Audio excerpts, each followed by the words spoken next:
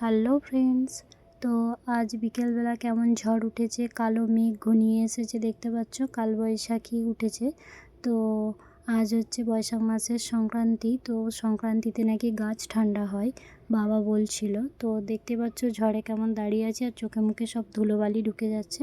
তো তারপর চলে এলাম আমি চা বসাতে। তো দেখো লিকার চা বানাচ্ছি, বাবা যেহেতু লিকার খায় সেই জন্য।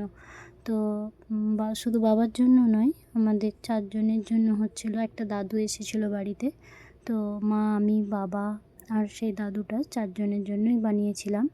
তো এই চায়ের কাপগুলো দেখছো, প্রত্যেক জনের একটা একটা করে আলাদা আলাদা কাপ।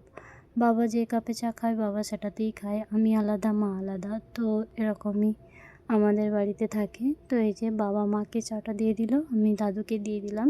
তো সবাই মিলে এখন চা খাচ্ছিলাম, আর চা খেতে খেতে বৃষ্টিও হয়ে গেল আর সন্ধেও হয়ে গেল।